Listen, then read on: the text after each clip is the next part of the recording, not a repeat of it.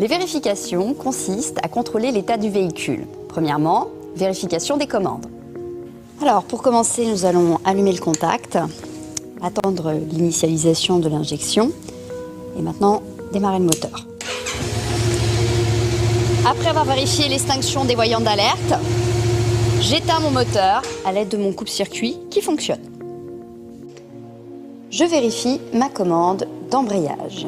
Je m'assure qu'elle s'actionne bien et qu'elle revient bien, et que mon câble n'est pas effiloché.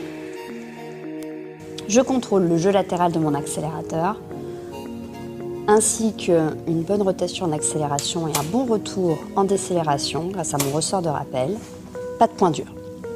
Pour avoir un bon contrôle de la direction, je dois délester ma roue avant et faire tourner ma direction de gauche à droite afin de m'assurer qu'il n'y a pas de point dur.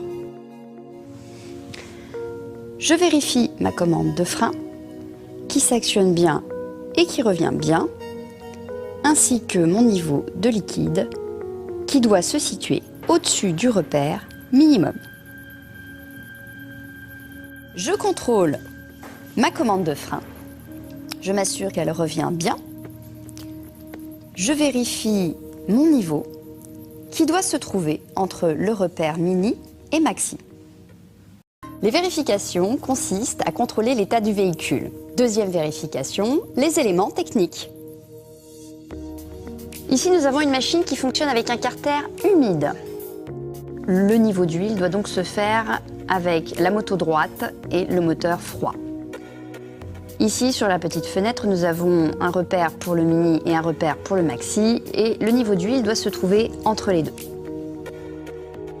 Nous avons ici une transmission par chaîne, donc nous devons contrôler le débattement, appelé également la flèche. Cette flèche doit avoir à peu près entre 2 et 3 cm de jeu.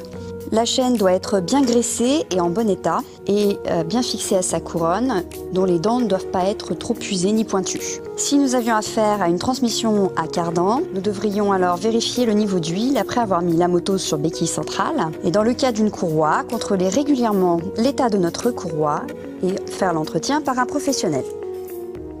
Mes flancs de pneumatiques ne doivent comporter ni déchirures, ni hernies. Mes sculptures sont bien apparentes et ne contiennent pas de corps étranger. Mes témoins d'usure sont loin de leurs limites. Je vérifie également, visuellement, la bonne pression de mon pneumatique. Je contrôle ma suspension arrière. Je m'assure qu'il n'y a pas de fuite sur mon tube de suspension ni entre les ressorts. Ici, je montre la bague de réglage de la suspension en fonction de la charge. Sur ma fourche télescopique, je contrôle qu'il n'y a pas de rayures ni corps gras qui indiqueraient une fuite, et je vérifie le bon état de mon joint spi.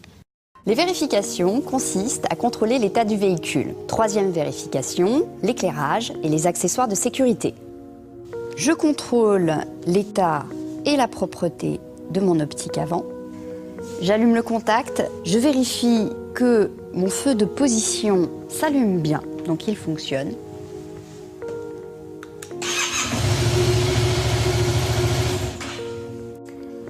Après avoir allumé mon moteur, je peux contrôler que mon feu de croisement fonctionne bien lui aussi.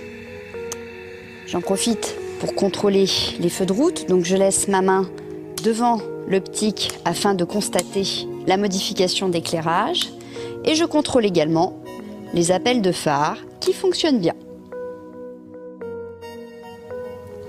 Je contrôle mon indicateur de changement de direction gauche, il est propre, il est en bon état et il fonctionne.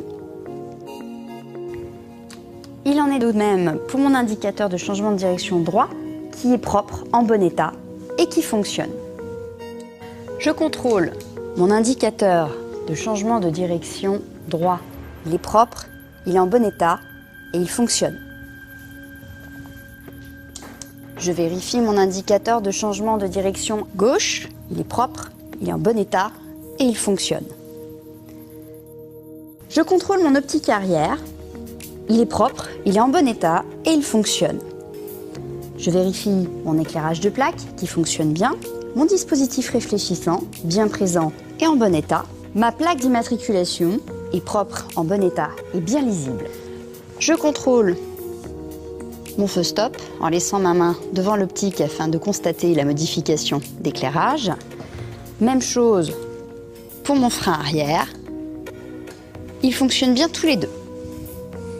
Mes rétroviseurs sont propres, en bon état et bien fixés.